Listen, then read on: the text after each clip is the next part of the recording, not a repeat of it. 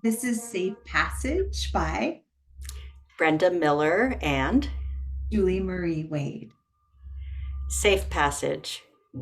I've always loved transitions.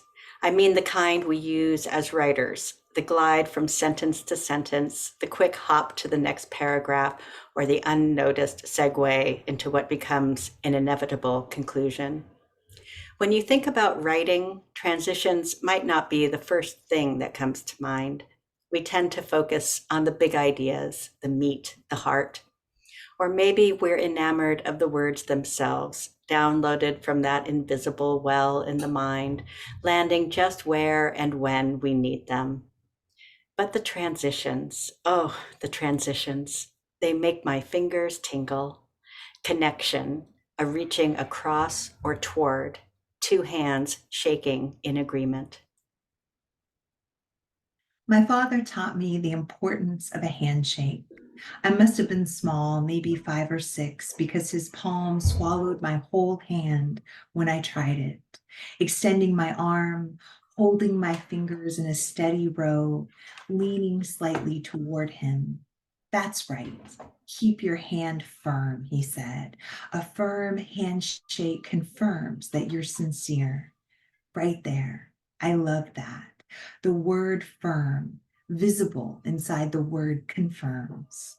How thrilling the way words were built on other words, stacked like blocks in a Jenga tower that didn't seem in danger of falling. I trusted language from an early age more than other ways of knowing the world. But to my father, who favored the action that embodied the pledge, I said, transitioning. It's like our hands are nodding, not just our heads. I nod to the road construction workers who have set up camp outside my house, all my neighbors on this short street hemmed in by dump trucks, excavators, front loaders, and bright orange pylons.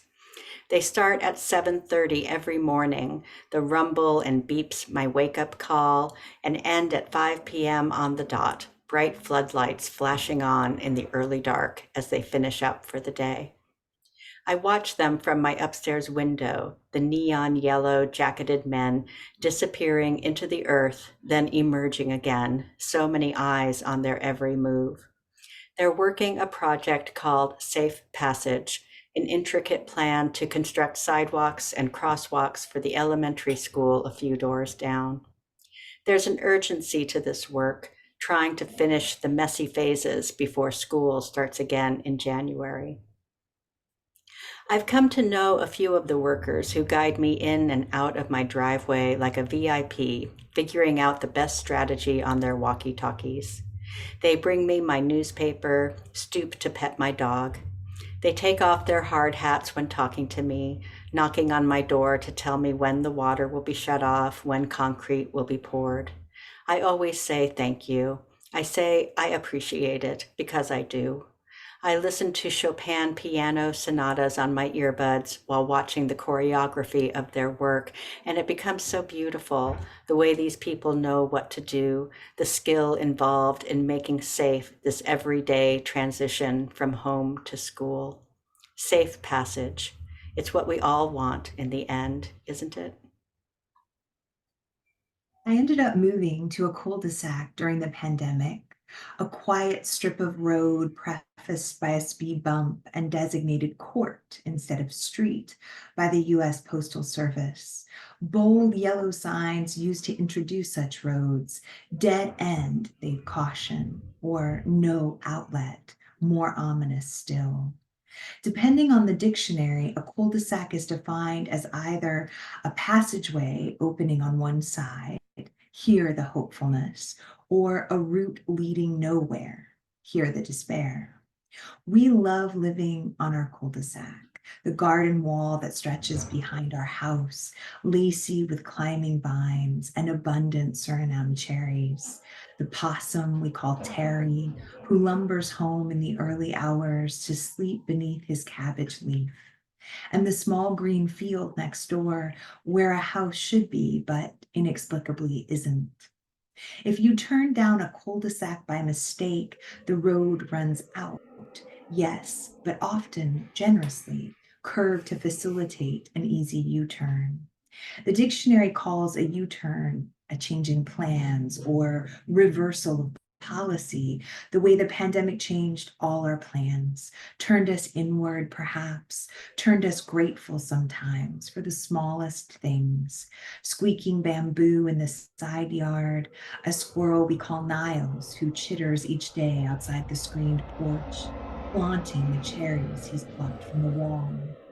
If you live on a cul-de-sac, there's a driveway you pull into, back out of, transition from, just like a house on any other road.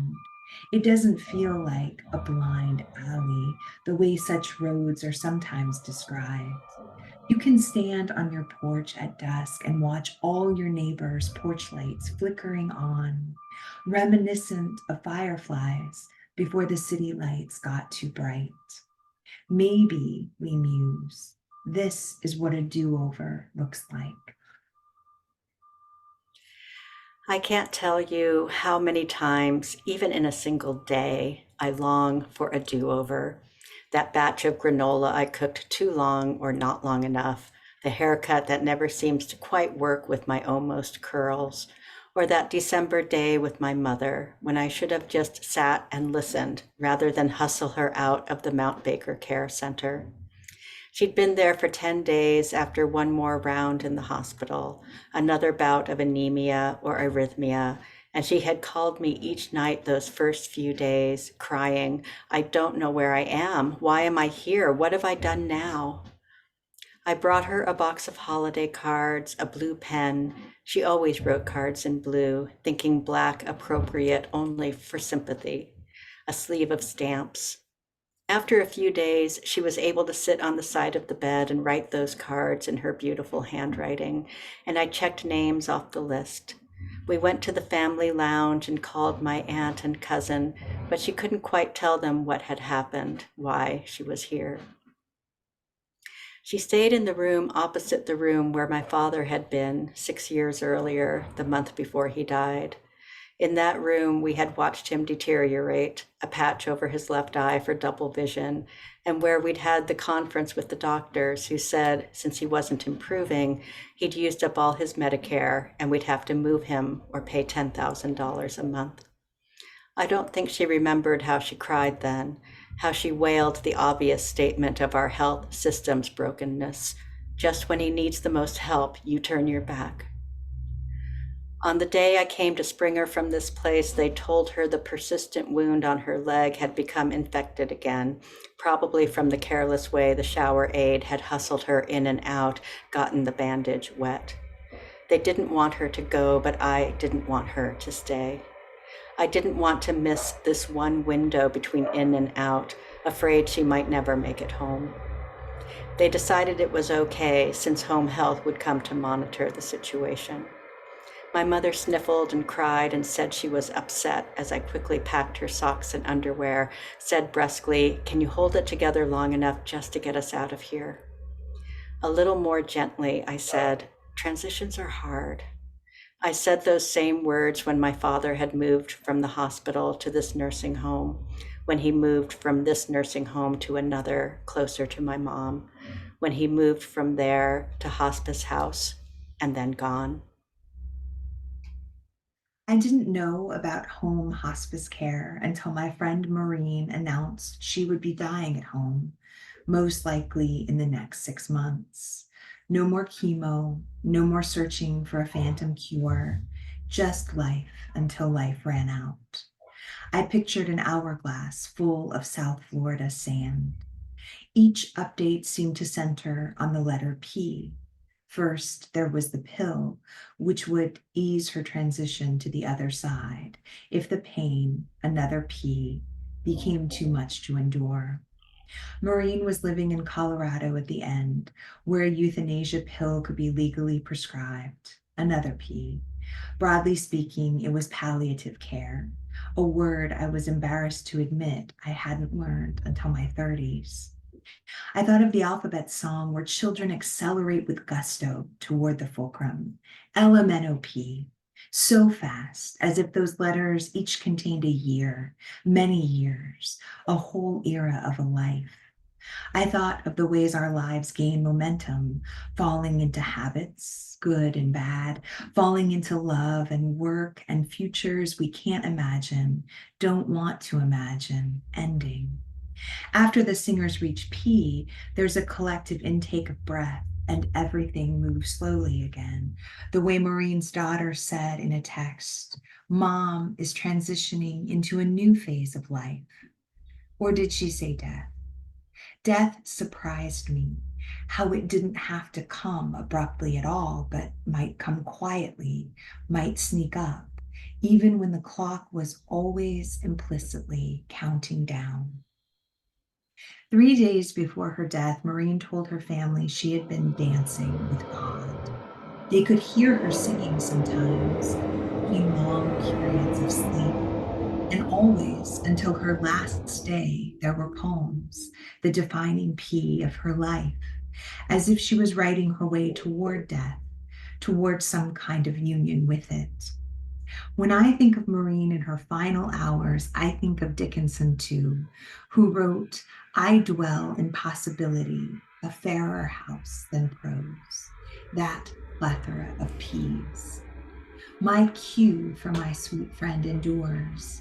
What does it mean to die, to have died, to prepare to die? Impossibility. My threshold choir group of 4 prepares to sing at Hospice House on Christmas Day. If there is anywhere to die, to dwell in possibility, it is this simple building where death hovers as a benign presence. We have 8 families on our list, people who welcome the gift of song during these delicate transitions. We start in a room fully decked out in Christmas gear, with cards strung along the window, lights draped across the whiteboard, a tree on the side table garlanded and guarding presents. They tell us their dad, who is only 63, opened his stocking, then fell fast asleep. We sing Silent Night for a woman who wants us to stand in the hall rather than sit around her bed. And we sing In the Garden twice for a man who seems to have shrunk to half his size in the weeks he's been here. We sing for a man who closes his eyes and tilts his head toward us, basking as if bathing in the sun. We sing for another man and his son who has recently also lost his wife. So we turn toward the sun, sing a song that brings her presence toward us. When we enter the last room, we know we've arrived near this woman's final moments. Her granddaughter sits beside her, watching her face, a face whose eyes stare at something beyond our knowing. Her breathing is shallow and slow, mouth open. We sing a song about letting go, and the granddaughter leaves the room to make a call. People often die just when the loved one holding vigil leaves, and the 4 of us instinctually reach for each other's hands, our circle strong with focus. We sing a song that begins, Safe passage, pilgrim of the spirit. We ask her to lay down her burden. We sing that she is homeward bound. Our voices grow quiet, we begin to hum, and her last breath happens with barely a sound. The transition phase in birth means the span of time when the cervix fully dilates, opening a portal between worlds. At Hospice House, we know who has been put on the 7-day list, meaning they have entered the passage between living with their illness and actively dying. The word transition means literally to cross over. We are in one place, then we are in another. One place, then another. How the end times were explained to me as a faithful child who gradually transitioned her way toward the precipice of doubt. It didn't help my wavering that a certain bumper sticker in our suburban neighborhood had begun to proliferate, pesky and ubiquitous as any garden weed. In case of rapture, this vehicle will be unmanned. So the end of the world meant fiery car crashes, station wagons and minivans colliding as their drivers and passengers were lifted from earth to heaven by an invisible hand. Poof, gone. God struck me as the most terrifying magician. Wobbly with dread, I would just start to drift off to sleep, only to jolt upright, remembering Revelation 16:15, the gold star I had earned in Bible school for reciting the verse seamlessly, no missed words and no hesitations. Behold, I am coming like a thief in the night. Blessed is the one who stays awake. Every night I wondered if this was the night, and every night I trembled at the thought I might be left behind. In confirmation class, Pastor John explained that rapture came from the Greek, like all his favorite words, meaning to seize or to snatch away. When I pictured this future, there seemed no transition at all, just people lifted, seized from their lives and placed on a cloud, and this fate only for the good people, the true believers. More and more, I pictured myself alone in the way back of an unmanned vehicle, all my loved ones already snatched away, gaining speed down the steep hills of my neighborhood Fontley Hills was known for. What would become of me then if I survived the crash or if I didn't? And to think I once believed that rapture was a joyous word. So many words we speak in a lifetime, each sentence leading toward or away from joy. I wish I could remember my first words, how a recognizable phrase emerged from the babble, but of course I can't. I wish I could know my last words, but those too are unknowable. In between, we say so much and so little. We say, mark my words. We ask to have a word, or we give our word. Sometimes we can't put it into words, and oftentimes too many words remain unspoken. Every year, I do a process called Find Your Word as a way to set some intention for the year ahead. Yesterday, I came up with the mundane word hydration. It made me laugh. Yes, drink more water, but also plump up your life, keep it juicy, aglow. In Hebrew, the word for word is davar, or plural devarim. This word for words derives from a sense of order, of harmony, everything falling into place as it should. I know this fact because I'm studying Hebrew in order to prepare for my adult B'nai Mitzvah, the ceremony Jewish kids have at age 13 to mark the transition between childhood and adulthood. I never had one. Back in my day, the boys took precedence over the girls. But I've been yearning for this rite of passage as I near my 65th birthday. I want to step up onto the bima, focus my whole attention on the ancient scroll, chant the parsha perfectly. When I hold the Torah in my arms to bring it down to the congregation, I will not stumble. I'll feel its cool warmth, smell the dust of ages, as the congregants reach out with their tallets and prayer books, each one making contact and kissing their fingers. We'll be connected through words made holy through repetition. I don't know why I want this ritual, but I spend at least a half hour every day with my textbook, Prayer Book Hebrew Made Easy, sounding out syllables, putting together words, then whole sentences. The letters, so foreign just a few months ago, now reveal their sounds and meanings more readily, except when certain words decide to defy the rules. I translate Abraham is a father and Sarah is a mother. I ask, who is the king? I tell someone, you are a king. I explain, this is the Sabbath and these are the words. These are the words. This is the language, maybe, that will make me feel grown at last.